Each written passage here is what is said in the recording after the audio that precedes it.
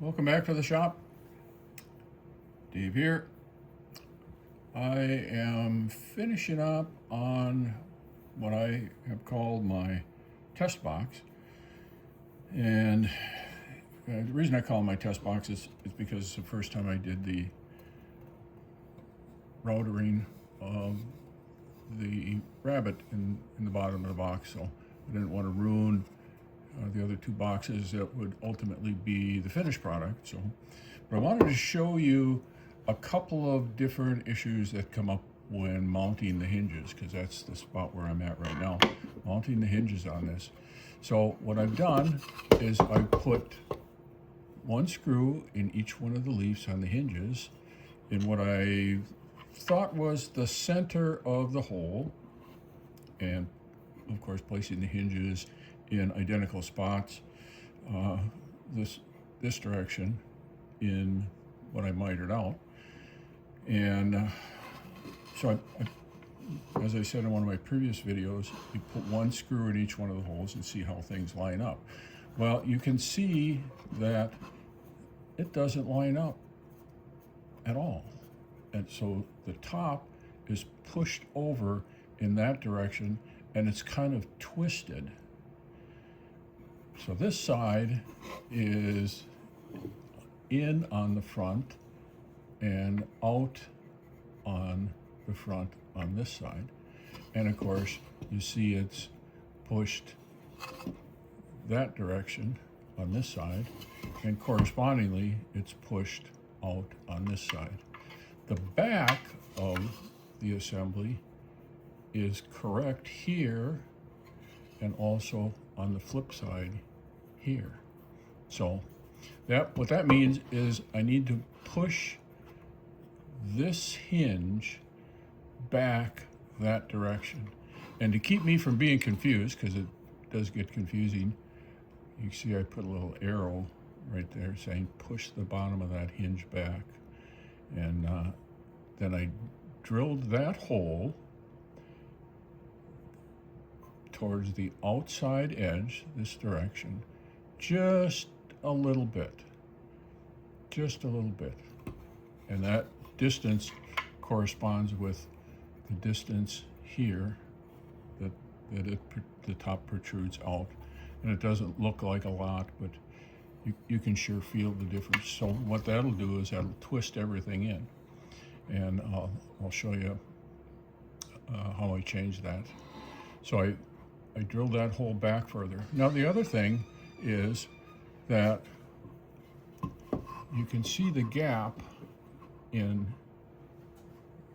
the back here along this portion. So that means that I didn't miter the hinge down deep enough. And again, you're kind of guessing. You don't want to go too deep because it's harder to replace that. And I've shimmed with business cards and those kinds of things in the past. So I need to get out the router and I need to take off just the littlest bit. So that's what I'm going to do once I get the hole placed in the right spot. So what I'm going to do now is I'm going to take that screw out. If I can find my screwdriver. There it is. I'll take that screw out. And these are brass screws, so you got to be careful because they'll strip. That's a Phillips head screw, and they'll strip pretty easily. And these are number 6-inch brass screws, and they're probably 5/8 of an inch. The other thing that I have always done is that I've just touched a little bit of beeswax. And I've had this particular container of beeswax for, I don't know, about 40 years. It was quite full 40 years ago. And you just touch it in there, you get a little beeswax on the threads of that screw, and you would be surprised how much easier it is to get that screw in. I have never used a drill with a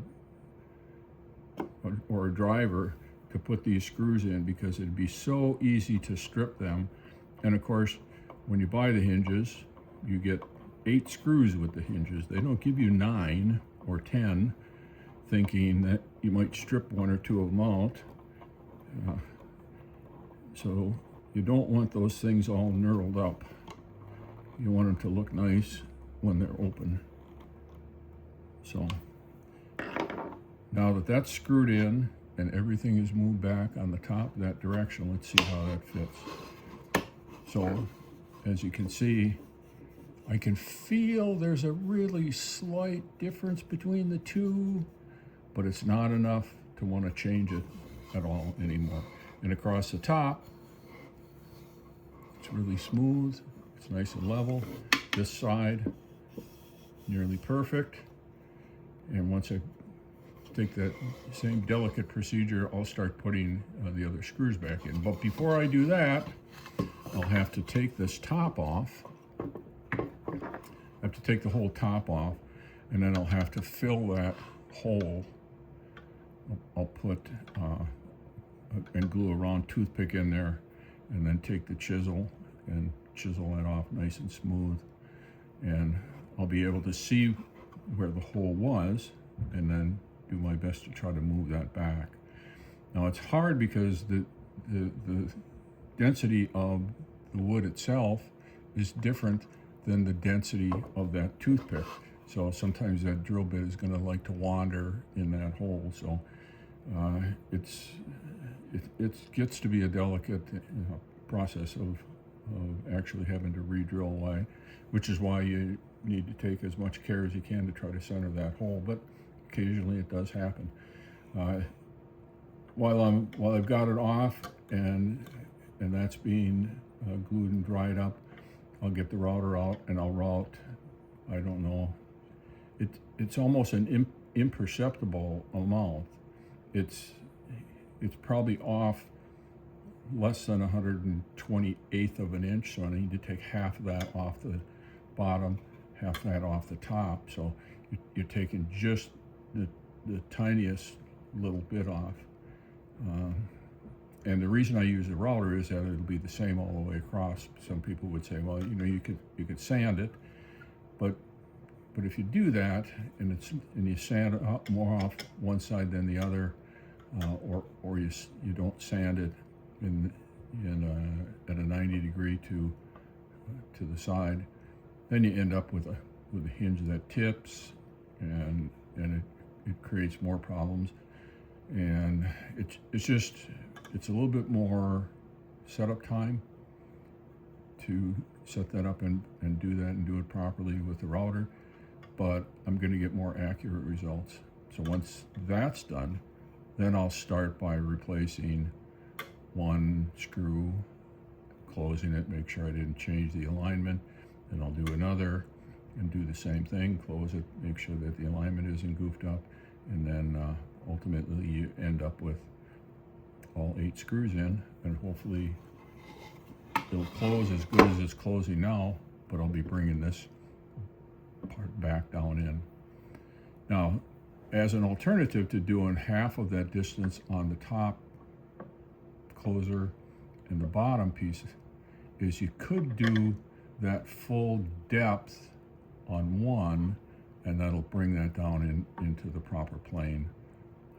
I suppose that would be an alternative as well. So it pays to take your time, and that's why setting hinges can take what would seem like an inordinate amount of time, but it's worth the effort when the results pay out and it closes properly. There's very little gap, if any, and everything aligns up properly. So we'll get busy with that. And well, in the meantime, I should show you what I finished up on the other 2 urns. I'll bring one over. What I did was I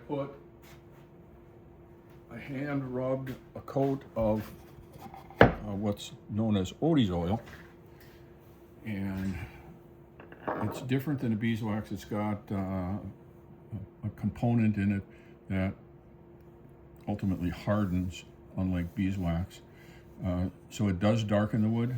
So I put Odie's oil on the outside, but on the inside, I did use beeswax.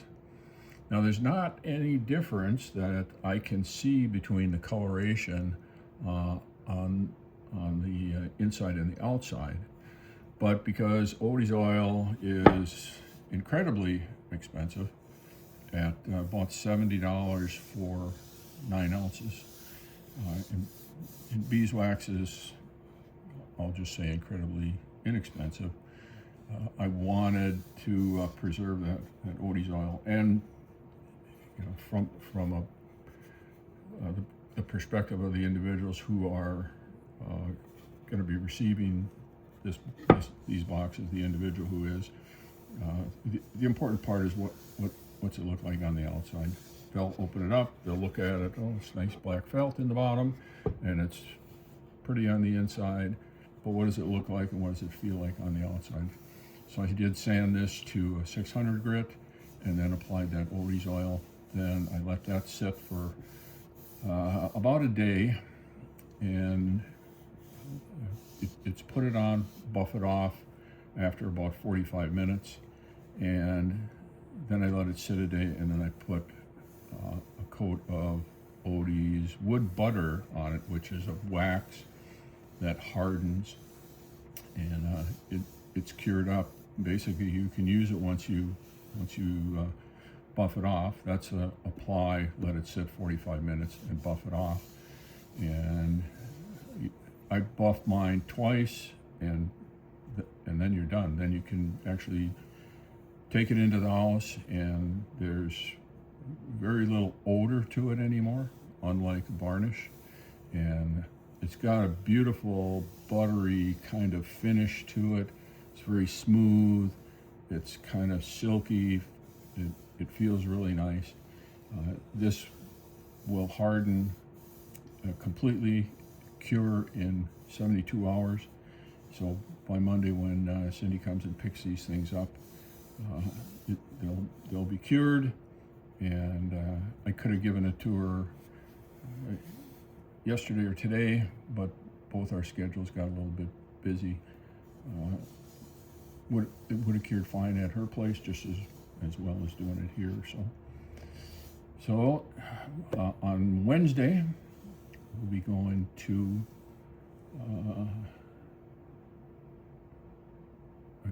I had to think about that. We are going to a different funeral on this Wednesday, and John's funeral's on the 29th. So she had it's not really a plaque, but a little placard that has his name and the dates that she's got to mount. We'll mount it on the front here. I'm not sure if it's a double-faced tape or if there's holes in it. We can mount it, put the screws on, and we'll see on Monday when she brings it over. But that's what they are, 2 identical ones. I made the tops for both out of the same board, so when you set them side by side, the grade pattern flows from one to the other, which I think is kind of cool. So I'm sure Cindy will appreciate receiving these. So that's all I got for today. Y'all have a great day. God bless you.